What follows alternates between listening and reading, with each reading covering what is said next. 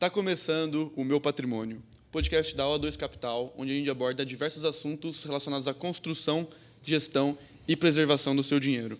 Meu nome é Rafael Mantini e eu conto aqui com a presença hoje do meu sócio Felipe Chade. Fala, Rafa, tudo bem? Beleza, bro? Beleza. Mais um episódio aqui. Hoje tem mais um convidado especial. Convidado... Acho que eu nunca gravei com ele. Você não? Não. Não, gravou sim, cara. Acho que não. Ah, o primeiro episódio. O primeirão. episódio. Tá sendo irônico, cara. Eu já tô aqui quase mais que o Rica já. Eu sei, mas eu acho que eu não tinha lembrado do primeiro episódio, que faz tempo, né? Eu acho que, ó, a primeira... 27 episódios atrás. Eu e você estamos aqui praticamente em todos, né? Depois o Rica é um bom substituto para você. E agora, Felipe Albiero, nosso especialista aqui, um dos especialistas de casa. Então, obrigado mais uma vez pelo... Sócio também. Nosso sócio também, isso daí é super importante. Importantíssimo. Virou sócio no trajeto, né? Especialista em doce de leite também. Doce de leite, exato. E mais uma coisa, né? Felipe, quando a gente fez o primeiro episódio com ele, 6 meses atrás, isso é um negócio legal também. Hoje é o episódio 27 do nosso programa aqui. Caramba. 6 meses atrás a gente estava começando esse... eu não gosto de falar projeto, né? Porque o projeto tem hora para acabar. Tem data para terminar, mas essa iniciativa aqui de podcast. Então, sim, empreendimento. 6 meses atrás, Felipe não era nosso sócio, hoje já é nosso sócio. Cara, coisa boa, muita coisa mudou. E qual que é o assunto de hoje, bro? Bom, a gente vai falar sobre... O assunto da moda, é feio falar assunto da moda, mas um assunto que está muito em voga, que está em alta, é o assunto de investimentos internacionais. E, coincidentemente, a gente participou, o Felipe Albiero e eu, e mais outras pessoas do escritório, na semana passada, de um evento no Uruguai, na verdade, 2 eventos no Uruguai, sobre investimentos internacionais. Então, acho que seria legal a gente falar um pouco sobre o que aconteceu nesses 2 eventos, que a gente viu por lá, as tendências de investimentos internacionais e, principalmente, as preocupações dos investidores. Porque o que é legal, a gente falou sobre eventos aqui, né? Falamos o penúltimo episódio. Da importância de participar de eventos, tal, que você acaba fazendo network, sempre aprende coisa nova. E uma coisa que é interessante, cara, é que num evento internacional, você conversa com pessoas de outros países. E aí você vê que a preocupação de diversificar patrimônio não é só brasileiro, né? É de outros países também. A gente vai falar bastante sobre isso. Ainda mais na hoje. América Latina, né? Ainda mais aqui. E a gente está atrasado. Acho que uma das lições foi que o brasileiro é o último da fila. O argentino já diversifica há 30 e poucos anos, o uruguaio nem se fala, o venezuelano nem se fala, e aí a gente está começando agora. Mas também, tirando as proporções do que é um Brasil perto dos outros países da América Latina, o Brasil está no topo de todos os processos agora de internacionalização de recursos, né? Então, qualquer tipo de investimento que a gente via lá, o Brasil era sempre o top em aplicação. Então, o brasileiro, apesar de começar tarde, está vindo com muita força. Sim. Muito porque, né, também está com um monte de dúvidas acontecendo aqui no governo e tudo mais, parte política de lado, mas é um governo que acaba tendo uma necessidade maior de tributação para pagar a estrutura deles, automaticamente começa a buscar mais tributação e, por conta disso, a gente acaba fugindo um pouco para fora. Hoje, inclusive, um dos tópicos que a gente teve na nossa reunião de equipe lá no escritório foi justamente isso, né? A gente está com uma MP agora rolando, onde eles estão querendo começar a tributar, aumentar as tributações de investimentos internacionais para até 22,5%, o que muda bastante a questão de como a gente entendia o governo, né? Ele está começando a entrar em tributação até internacional, onde a gente entende que ele não poderia. Então, o Brasil começa a ser um lugar complicado para você estar com 100% do seu patrimônio, todos os seus investimentos aqui. Por isso também que o brasileiro que já tem essa visão, já está conseguindo entender isso há um tempo, está internacionalizando, está mandando para fora, mandando para um país com uma legislação mais segura, num modelo mais seguro, com uma moeda mais forte, onde as leis não mudam, né, com proteções jurídicas e tributárias, que é o mais importante, além de redução ou até zerar ali a custa sucessória. Então, é um momento muito emblemático para a gente aqui agora, essa que a gente está passando. Perfeito. Você comentou vários tópicos aqui que eu acho que a gente pode explorar. Antes da gente também entrar em alguns insights que a gente está vendo de mais em alta dentro desse universo, vamos dar um passo para trás e falar quais são os motivos, os reais motivos da gente investir lá fora. A gente tem alguns porquês, né, que a gente fala que são momentâneos, o governo, enfim, Mas também existem alguns porquês perenes que sempre existirão. Quais são esses porquês, Felipe? Cara, tem vários, né? A gente gosta de não cria porquê, né? A gente gosta de entender o porquê do cliente. Então a gente vai conversar, vai levar esse assunto para a mesa e vai entender com ele o que te preocupa, né? Então isso é com tudo, não só com o internacional. E aí uma das coisas que a gente sempre repara e que a gente brinca, até o Chad que sempre fez essa brincadeira, é a das maletas de real e dólar. Se eu tenho uma maleta com 100 mil dólares e uma com 500 mil reais, né, vamos considerar que o câmbio está 5-1, e você vai ter que guardar uma dessas maletas no armário para daqui a 10, 15 anos abrir e usufruir na terceira idade. Qual maleta você escolhe? Todo mundo me responde dando risada essa pergunta. Dólar. Se é tão óbvio, por que o teu investimento de longo prazo está em reais? Então, a gente começa por aí. A gente já sabe que o câmbio ele é desfavorável perante o real, né? O real ele sempre está desvalorizando. Desde que ele surgiu lá em 94 para agora, ele já desvalorizou 87%. Isso hoje, 2023, que a gente está falando. Porque se a gente estiver assistindo esse vídeo daqui a 1 ano, 2, vai ter desvalorizado mais, muito provavelmente, né? Então, ter o dinheiro em moeda forte me protege disso, né? Porque, por melhor que seja o meu investimento no Brasil, está rendendo em reais. Eu estou tendo um ganho lá de 30% no ano, mas, no fim, a minha moeda desvalorizou 15%. Meu ganho real foi de 15%. Só que eu tenho uma inflação no Brasil. Eu ainda perdi mais 7%, 10% de inflação. Então, aqueles 30% que você achou que você ganhou, na verdade, você ganhou 5%. Se você conseguiu fazer 30%, que é um negócio mágico, né? Então, o importante é entender a fraqueza, né, a fragilidade da nossa moeda. A gente estava lá no congresso lá internacional, América Latina, a gente viu. Nossos colegas do Uruguai falaram, eu lembro quando o peso uruguaio valia 5 para cada dólar, hoje é 40. Nossa Senhora. E se a gente falasse de Argentina, a gente chora, né? Chora. Então, e Venezuela, que o pessoal que trabalhava na Venezuela só consegue trabalhar hoje porque mora em Miami, não mora mais na Venezuela. É um negócio muito louco. Eu troquei uma ideia com um cara lá da Venezuela, no ônibus, indo embora. Cara, história rápida. O cara morava na Venezuela, atendia clientes lá que queriam internacionalizar o patrimônio. Aí, um belo dia, o cara ganhava uma grana, tinha uma vida digna, casa, família, casa de praia e tal, casa de campo, sei lá o quê. Um belo dia, não tinha mais como sair na rua, porque guerrilha, não tinha mantimento para comprar no supermercado, os filhos não podiam ir para a escola. Então, assim, não adianta ter dinheiro no momento de caos, né? Ele pegou a família e foi embora. Ele vendeu a casa dele, valia 500 mil dólares, valor de mercado. Ele vendeu por 250 mil dólares, foi a melhor proposta que ele teve. Pegou as coisas dele e foi embora. E foi morar em Miami, nunca mais pisou na Venezuela. Caraca. Então, é o risco. A gente não está falando que o Brasil vai virar uma Venezuela, não. Nem que vai virar uma Argentina, mas eles viraram. A Argentina já foi, a Venezuela principalmente, né, já foi o que seria o maior país da América Latina. País mais rico, né? País mais rico. Eles têm tudo para ser, né? Até pela parte de commodities e tudo mais, mas é outra história. Mas hoje eles são a pior comparação que a gente poderia ter, né? Então, isso é um futuro que pode acontecer, esperamos que não, mas independente do que aconteça ou não, o nosso real hoje já vale 5-1. Né? Então, quando eu paro para olhar alguns anos atrás, eu fui viajar a última vez 2018, 2019, que eu comprei dólar, que eu fui para os Estados Unidos, eu gastei 3 e não deu R$4 por dólar. Então, assim, num curto espaço de tempo, já R$1 a menos do que eu tenho de poder de compra. Então, isso está complicando bastante a nossa vida, porque agora também lá fora eles estão com inflação. Então, além da nossa moeda ser fraca, lá fora começou a ter inflação, então a gente ainda perde mais poder de compra do que a gente já perdia normalmente. Então, acho que o primeiro porquê, né, é a fraqueza do câmbio. Acho que esse seria o mais forte e o mais óbvio, né? Sim. Concorda comigo? Eu acho que a fraqueza do câmbio é o primeiro porquê. E o segundo porquê, isso é um porquê regional, né? América Latina. Só mais uma curiosidade, eu fui para a Argentina em novembro, passar um fim de semana em Buenos Aires, o real peso, um real equivalia a 50 pesos no câmbio paralelo. Eu estou indo para a Argentina semana que vem, em um outro evento internacional. Eu fui cotar sexta-feira, né? Hoje é isso aí, sexta-feira.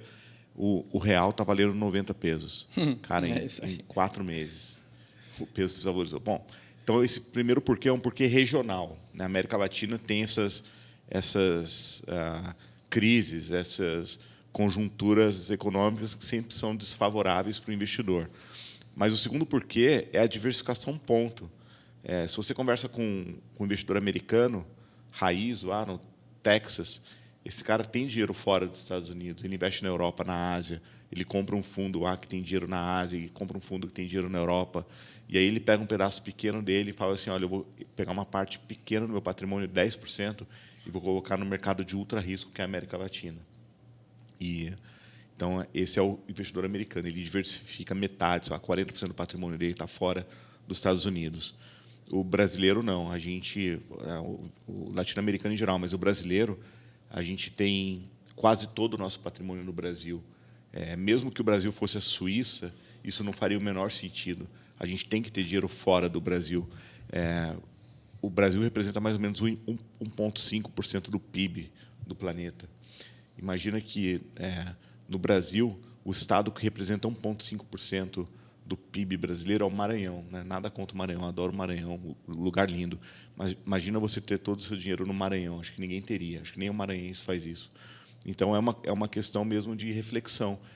Mesmo que o Brasil fosse a Suíça, ou um país hiper sério, a Dinamarca, não faria sentido ter todo o nosso patrimônio aqui. Então, primeiro, porque é importante, é o regional, é a conjuntura. Nós somos países de tendências caudilistas, não sei se existe essa palavra, mas de tendências de golpe, e vai para lá, vai para cá, governos populistas, etc. E o segundo, porque é a diversificação mesmo. A gente tem que diversificar nosso patrimônio de qualquer maneira. A gente não consegue ter a segurança de prever o que vai acontecer amanhã. Exatamente. Aqui no Brasil, que dizem que até o passado é incerto. Né? Isso. E isso que você está falando é isso, é a visão macro, né? Olhar o de cima. Pô, o que é o Brasil? Seguindo essa lógica, é como se agora eu tivesse que investir em risco, então eu vou jogar meu dinheiro na Argentina e na Venezuela. É isso? Se eu considero que o Brasil é o centro do mundo, então onde eu vou tomar risco? Argentina e Venezuela? Vocês vão fazer isso?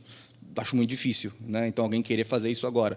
Então, o Brasil é um país que tem um potencial muito grande de crescimento, por isso que eles investem aqui, porque aqui é um país de risco. Aqui a gente consegue ver a bolsa bater na lua, cair na terra, e ficar isso no mesmo mês, sobe e desce. Então, você tem potenciais de grandes ganhos e de grandes perdas. Então, esse é um ponto do país de risco. Mas agora, o europeu, o americano, esse cara não acorda de manhã e fala, vou abrir uma conta no Banco do Brasil, vou mandar metade do meu patrimônio para lá. No Sicredi. Perfeito. Não é isso que ele vai fazer, né? Então, assim, por que a gente está fazendo isso? A gente tem que ter uma parte fora. Eu não falo que a gente tem que ter tudo fora. Não, de jeito nenhum. Né? O que a gente entende aqui como o limite, né? Assim, até onde a gente entende que é confortável, 30% do patrimônio. Então, isso é que a gente vai recomendar. Mais do que isso, a gente vai querer entender, para ver se aquela pessoa também tem uma intenção de morar fora, né, de sair do país, porque aí faz sentido, você vai ter que mandar tudo para fora. Mas, se não for essa a intenção, um pedaço para fora, o resto aqui. Eu trabalho aqui, eu vivo aqui, eu tenho que ter um padrão de vida aqui, então eu tenho que ter dinheiro aqui, isso é um fato. Mas eu tenho que ter uma grana lá fora, porque aqui a tendência é que dê mais errado do que lá fora.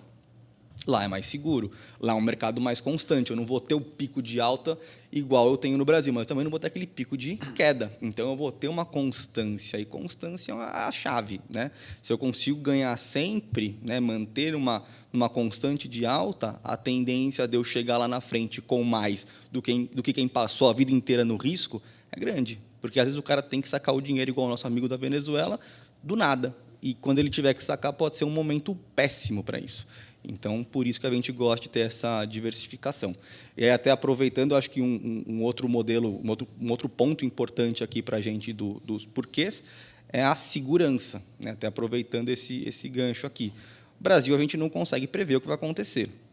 As leis mudam o tempo inteiro, a tributação muda o tempo inteiro, então a gente não consegue ter previsibilidade. Isso é um problema. E isso é uma coisa que é importante a gente ter quando a gente fala de investimento de médio e longo prazo, principalmente, porque a gente está planejando algo lá para frente que a gente não sabe nem o que vai estar acontecendo com a nossa vida.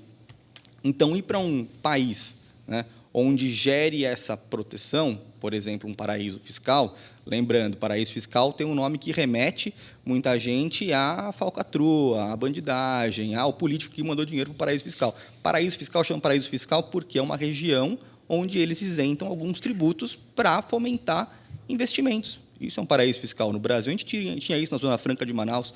Era um paraíso fiscal, porque lá eles não tributavam e as empresas abriam lá para conseguir gerar mais receita. É super normal isso acontecer.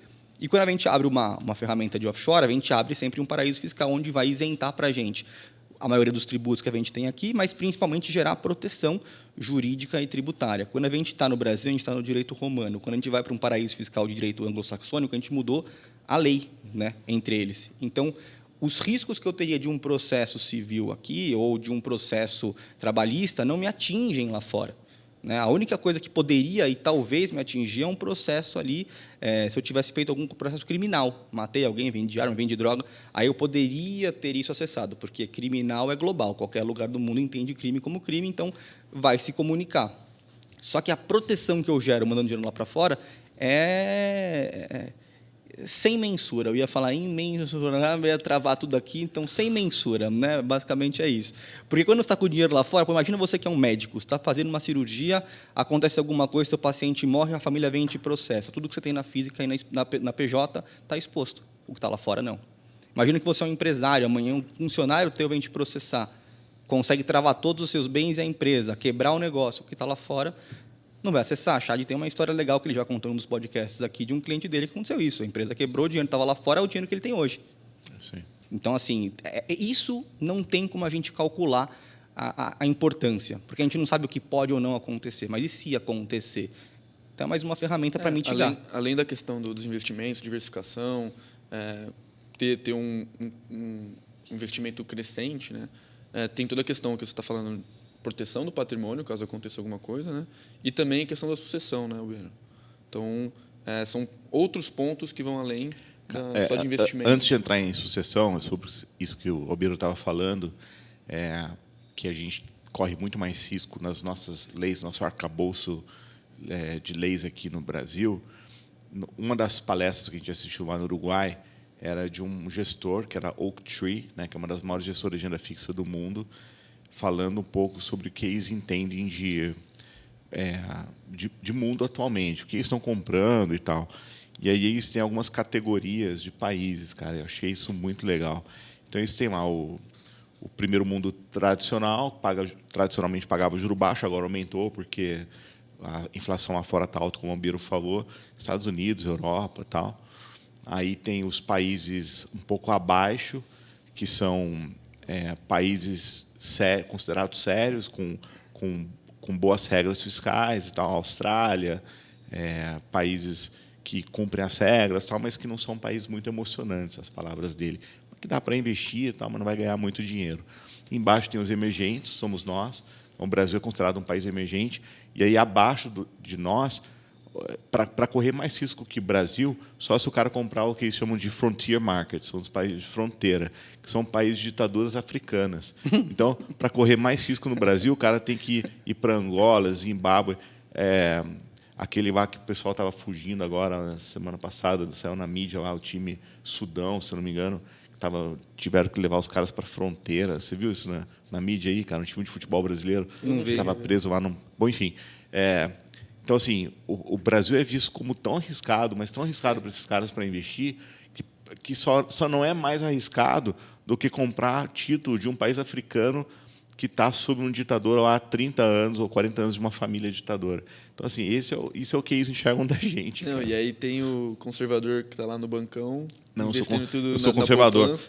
Eu coloco toda a minha grana aqui porque tem um FGC. Pois é. O FGC da cooperativa. Isso me mata, cara. Isso eu quero morrer quando eu ouço do cara. Não, porque a minha grana está garantida pelo FGC do Cicobi. Pelo amor. Não vou nem falar aqui, porque depois eu tenho que cortar aqui. Vou dar trabalho para o nosso editor. Não, primeiro dia da semana, o chat normalmente está um pouco mais áspero. Segundo, sem filtro. Sem filtro. Mas vamos falar da sucessão. O que a gente pode falar da sucessão? O offshore, né? O investimento lá fora como veículo para a sucessão. A gente já gravou um episódio, né, para quem está começando agora a assistir o nosso programa. O primeiro episódio que a gente gravou, não foi o primeiro no ar, né? Isso daí você gosta de falar. Chora, Danilo. Foi o primeiro que a gente gravou, foi sobre sucessão patrimonial, né? Foi com o Felipe. E a gente falou bastante nesse episódio. Mas vamos só pincelar aqui para o pessoal. Eu vou focar, acho que, no que é o internacional. Tá? O que a gente busca? A sucessão patrimonial, a gente vai buscar soluções de acordo com a necessidade do cliente. São várias, nunca vai ser uma única solução, mas offshore em sucessão. Qual que é a vantagem? Por eu abrir a offshore no paraíso fiscal, eu posso escolher um paraíso fiscal que não me tribute na hora da sucessão. Então, quando o proprietário do investimento, do bem, morrer, a família vai receber aquele patrimônio sem custo alguma. Isso é muito importante. Porque é aquela história que a gente sempre fala, se você não está preocupado com a sua sucessão, o governo está. Né? No Brasil, 20% pode ser abocanhado aqui, nos Estados Unidos, 40%. Na França, 65%, no Japão, 60%. Então, assim, você começa a ver que eu perco patrimônio na morte. As pessoas não se preocupam com isso, mas deveriam, porque perder patrimônio para o governo simplesmente por causa de tributação, sendo que a gente consegue isentar ou reduzir a tributação de sucessão, é um negócio que merece uma conversa. Né?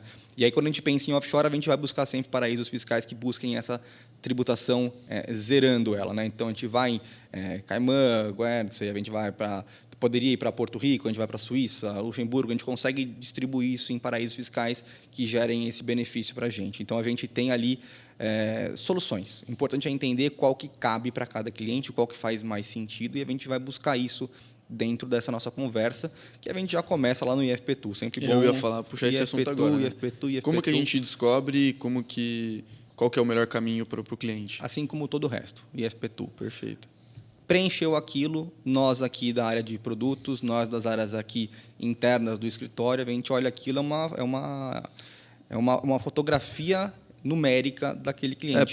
Só para resumir, para quem não chegou de paraquedas aqui, o IFPTU é o nosso software próprio, a gente tem uma metodologia própria para fazer, como a gente fala aqui, é uma anamnese, né, para quem está acostumado com o termo, uma anamnese da sua vida financeira. A gente aborda diversos assuntos, né, são 6 tópicos que o Danilo gosta de falar, né, que a gente tem falado bastante, né, que é o físico, financeiro, familiar, espiritual, emocional e profissional. São 6 tópicos que a gente aborda dentro dessa metodologia, onde a gente vai fazer uma série de perguntas para entender o todo da sua vida. Não tem como a gente montar uma carteira de investimentos, falar lá qual que é o produto A, o produto B, sem antes entender e conhecer quem que é o nosso cliente. É aí que está o valor agregado, na verdade, né? Porque aí você consegue direcionar o cliente, explicar para ele o que nem ele sabe que ele quer.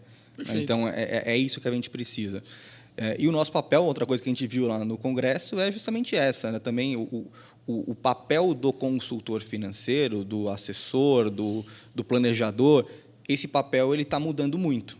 Muitas ferramentas têm sido criadas para transformar a contratação de muitos produtos algo simples, algo que eu posso ir lá e contratar sozinho o meu seguro, eu posso ir lá contratar sozinho os meus investimentos, eu posso eu mesmo fazer, eu posso comprar uma casa em Miami, tudo online, isso é possível. Mas isso torna o papel do assessor, do planejador, do consultor irrelevante? Não, muito pelo contrário, a gente agrega mais valor porque o nosso papel é esse, é conseguir entender o todo do cliente. Então, sim, o IFPTU é o diferencial, é o que faz o jogo mudar. Né? Então, é aí que a gente vai trabalhar com força, porque assim a gente consegue ter um papel muito importante dentro de qualquer decisão do cliente, seja para escolher o que fazer, seja para ver por onde diversificar e, principalmente, para fazer com que o cliente mantenha a estratégia. Porque cliente é aquela coisa que também, assim como todos nós aqui, cada dia acorda com humor. Chá de segunda-feira vocês já conhecem o humor. De sexta é outro, né? Entendeu? Sábado, então. Sabadão, melhor nem filmar, né? Mas isso é verdade. Hoje em dia, até desculpa, bro, mas hoje em dia os produtos são as commodities. A gente tem produto, é muito fácil você mesmo lá comprar o produto. E o grande diferencial é o atendimento. É você saber como fazer, não simplesmente. Porque se você pode ir lá colocar no chat GPT, né? Como que faz, qual que é o melhor produto, tal, o chat GPT já responde tudo. Mas como fazer isso? Como manter a constância? Como manter o planejamento? Mais ou menos por aí que você vai falar? Eu posso falar, não? Pode falar. É a terceira vez que eu estou tentando falar, você me corta aqui hoje. Cara, eu acho o seguinte, isso que você falou, não, faz muito sentido você falou, Rafa, foi até bom você ter falado antes de mim, porque eu ia falar sobre isso, você falou de ChatGPT.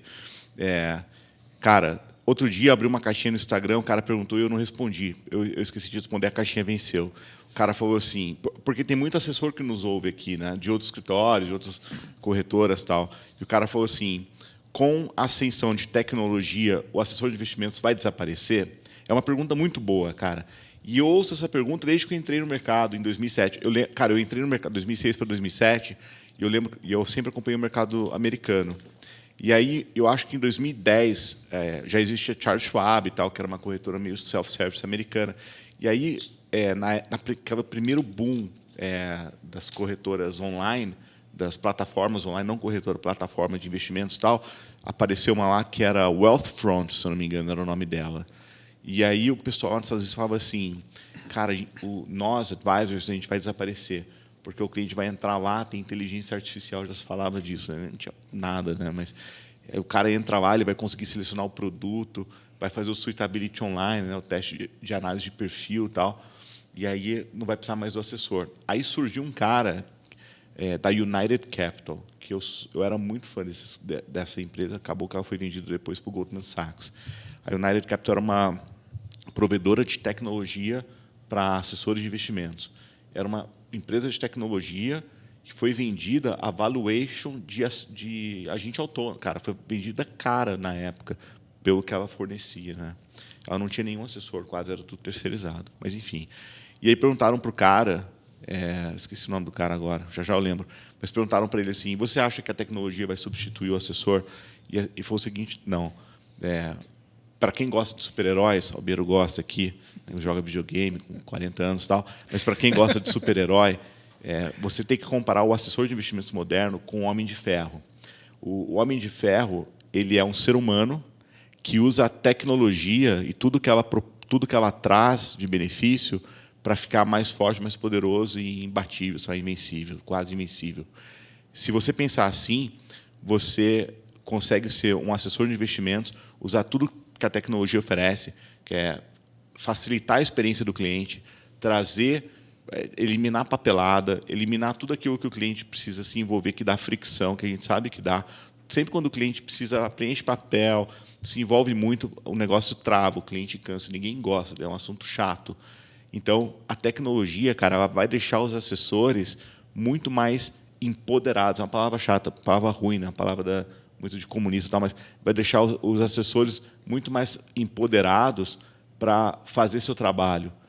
Porque com a tecnologia você consegue atender mais clientes, com mais qualidade e entregar mais resultado na ponta. E o ChatGPT é mais uma ferramenta só, eu acho que nada vai substituir. Porque essa é uma pergunta muito frequente, eu lembrei dela. Mas assustou os veinhos lá do assustou, putz, isso aí foi demais, cara. Como que foi? Teve um painel, cara, lá, de um cara de uma empresa de inteligência artificial, mostrando o que a tecnologia tá trazendo, assim, o que a inteligência artificial está trazendo que vai mudar o nosso trabalho. Daí ele mostrou o ChatGPT, que a maioria conhecia, mas ele mostrou as evoluções disso. Mostrou o Midjourney, que é você escrever um texto e transforma o texto em imagem. Tem o Midjourney e outro, que é o DALL-E, se não me engano é o nome. Mostrou outras ferramentas lá, o que você vai poder fazer no futuro. Era um painel para ser um negócio meio otimista. No fim, estava todo mundo assim, cara, eu vou morrer, eu vou ficar obsoleto, a minha profissão vai acabar. Tanto que a presidente da empresa que estava organizando o congresso, ela teve que intervir e falar, gente, calma. Tipo assim... Teve uns caras lá perguntando de Exterminador do Futuro, quanto tempo vai demorar para as máquinas se conversarem e tomarem o controle. Mas assim, hoje é engraçado, a gente está dando risada lá, mas ficou um clima muito tenso. Ficou. Mas assim, muito tenso. As pessoas ficaram realmente preocupadas, porque o que foi mostrado era muito palpável. O cara conseguiu realmente abraçar ali a ideia e trouxe todo mundo para dentro. O pessoal ficou realmente chocado. Esse do Midjourney que o Chad falou, até para explicar melhor, você escreve assim, garrafa de água com gás laranja, Minalba, em O Meu Patrimônio. O cara criaria essa imagem que a gente está aqui agora sem nunca ter acontecido isso. É isso aí. Uhum. Aquela imagem do padre com a... Do Papa. Do Papa com aquele casacão. É isso. Criado, né? É assustador. Eu vi uma também que é com voz. Então os caras estavam criando... o do Drake, né? Não, tem vários. Você viu que foi a música mais tocada do Drake da história, uma música que não gravou. É o Drake? É o Drake, ele né? pega, foi com o Drake isso daí, mas eles pegam a voz de um cantor, colocam a letra de outro, ou cria a letra, e é uma música nova do cara. Então, Michael Jackson vai ter um novo álbum dele. A abertura da parte de inteligência artificial foi isso. Foi o Morgan Freeman falando um texto pro público ali do Congresso, e o cara embaixo, que na verdade estava falando, e é impressionante. Assusta, né? Assusta. Já a gente vai fazer um episódio aqui inteiro sem a gente estar fazendo. Imagina, cara. Imagina? É isso. Eu vou estar lá jogando golfe, sei lá. Eu Albeiro jogando videogame. Graças a Deus. Mantendo jovem, cabeça jovem. Outra coisa que falaram lá bastante, falando de jovens também, é das gerações, né? De como mudaram as gerações e qual que é o perfil de cada uma delas, para a gente também entender quais são os anseios de cada uma, né? Então, eles vão mostrando desde os baby boomers, geração X, Z, Y, e vão isso mostrando pensando isso. mais como cliente ou pensando como assessor? Não, como assessor, assim, as demandas que esses clientes têm. Né? Os clientes, tá. E como que foi? Eles mostram que a geração, os baby boomers, né, que vieram primeiro, né, esse público, eles têm uma preocupação muito mais de carreira, de acumulação, gestão de risco. Então eles têm uma preocupação com família muito grande. Aí vem a geração X, que nasceu já na era de internet, então já muda muita coisa porque acesso à informação mudou completamente o jogo. Então também teve essa questão de preocupação com carreira, mas também de empreender, que é uma coisa que muda bem. Geração Y, que é a minha geração aqui, eles mostram também os nossos anseios com família, com preocupação também financeira, com estudar muito sobre o que está fazendo, não só terceirizar. E aí vem a última geração, né, a geração Alfa, que está lá, né, querendo virar diretor amanhã, começou como estagiário hoje. É isso aí. E assim, essa questão de pressa, de precisar ser rápido, ESG, de tudo muito preocupado com o meio ambiente, que é legal, mas só que assim, tem que também dosar um pouco. Precisa amadurecer um pouco. O legal é que a gente tem um episódio que a gente gravou, né, sobre meritocracia. A gente falou um pouco sobre falou isso. bastante sobre isso. Foi uma segunda-feira esse shot, esse aí, não foi? Foi uma segunda-feira. Eu acho, cara, naquele episódio eu falei, eu acho que essa geração atual, essa geração alfa que está vindo aí, tem esse imediatismo, tal, que as outras tinham também, mas essa é mais agravado, porque tem a internet, as redes sociais que vão deixando tudo mais urgente, né? Mas eu acho que é uma geração que vem melhor, cara. Acho que eles têm preocupações que a gente não tinha. Eu vejo as crianças lá em casa, eu tenho 3 filhos, né? E eu vejo as preocupações que eles têm com pouca idade, assim. O mais velho também, mas os pequenininhos lá com 7, 8 anos, as preocupações que eles têm, assim, cara, eu com 7 anos não tinha, sabe, assim, jogar a embalagem no lixo correto, já tem isso bem enraizado, acho legal. Isso é uma coisa, legal, isso é um lado bom dessa geração nova. É que tem um lado que eles precisam aprender, que as coisas não vão ser tão rápidas quanto eles acham que vão ser. Isso só vai gerar muita frustração. Toda geração tem um lado bom e um lado ruim. E o tempo vai ensinar que o lado ruim é ruim. O tempo é o senhor da razão. Eu gosto sempre de olhar o lado bom das coisas. Então, quando eu escuto uns pais falarem, puta, meu filho só fica no celular, não vai jogar futebol, essas coisas. Eu falo, cara, a melhor coisa, deixa ele aproveitar. Você tá louco. Deixa ele aproveitar. Você fala isso, né? Eu falo, pô, ele tá ali, ele não tá sozinho, ele tá interagindo com alguém. Tá interagindo com um pedófilo lá na Rússia. Calma, o Chad é radical, né? Mas, cara, eu cortei, cara. Lá em casa agora é meia hora de tela por dia. Eu aprendi a falar inglês jogando videogame. Eu também. Quando eu era pequeno. Então, assim, a interação é muito boa, muito boa. E eles têm isso. Hoje, com 5 anos, já está... Eu poderia concordar com vocês, mas vocês seriam 3 pessoas falando besteira aqui na mesa. Eu vejo lá o medo é a bolha, Rafa, porque numa dessas você acaba se dando... Você vira uma pessoa online e outra pessoa na vida real. E isso que não pode acontecer, né? Os ditadores de WhatsApp, os ditadores de Twitter, né? Esses caras existem. Sai na rua, não consegue olhar, não olha no olho para dar bom dia. Então, esse é o problema. Você acaba criando aí esses perfis. Mas a gente não veio aqui para falar Perfeito, eu ia falar geração, exatamente sobre né? isso. A gente veio falar do evento. Parecendo Pânico aqui, né? Pelo amor de Deus, né? Vai como é. Vamos mandar o cara para a rua. Vamos lá agora. Mas ver é o isso. menino na rua, Então, né? assim, o painel foi sobre diferenças entre as gerações e como a gente pode interpretar isso dentro do... ajudando a gente a entender o que é o perfil de investidor para essas gerações. Qual que foi a grande conclusão desse painel, então?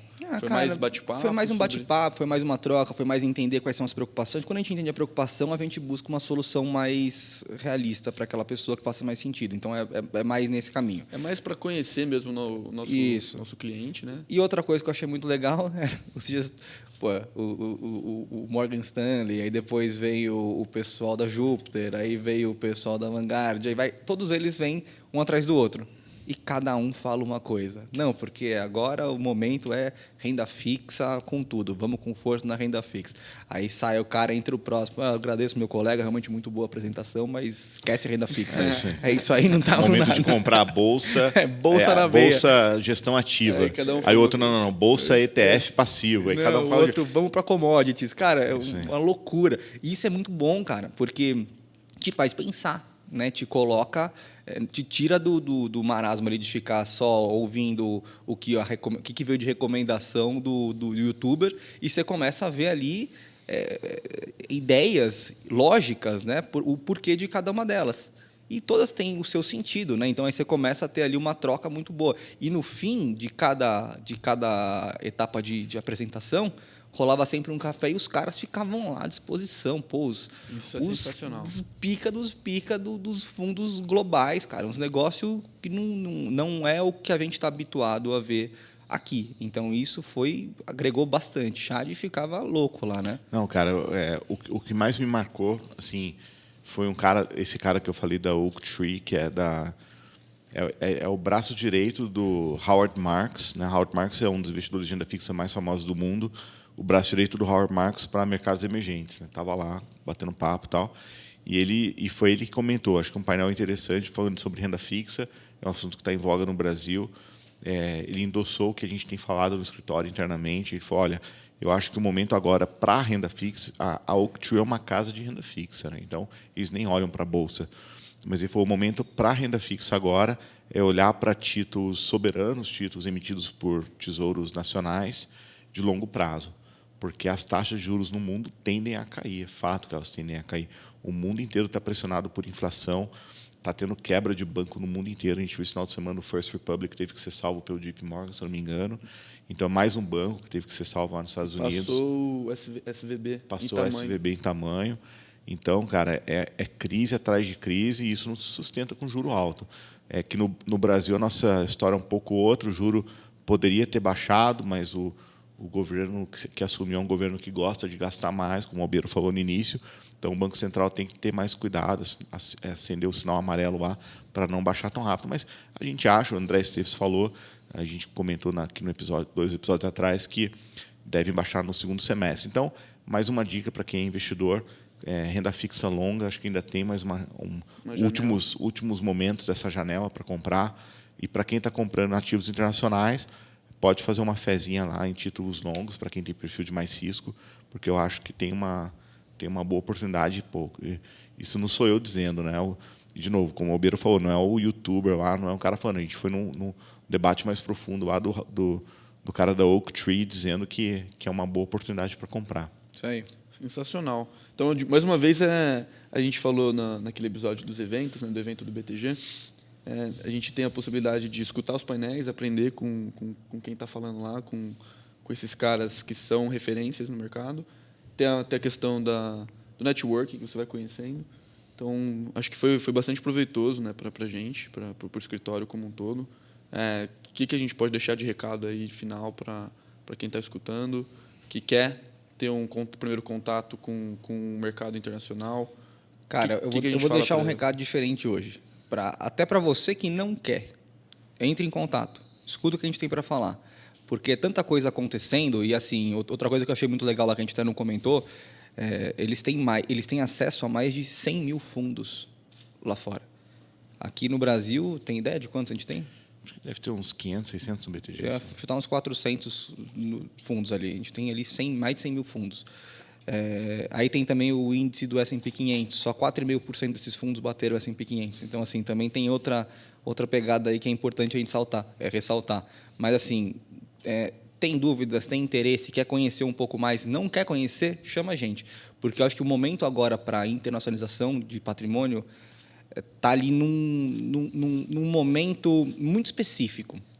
Porque a gente está com juros altos, inflação está alta lá fora, assim como aqui, bolsas estão em baixa lá fora, assim como aqui, e a moeda está favorável, porque quer queira, quer não queira, hoje está 5,5 o dólar, mais ou menos, semana passada chegou a bater menos do que R$5, é um câmbio favorável, para o que a gente conhece. Na pandemia, a gente quase bateu R$6.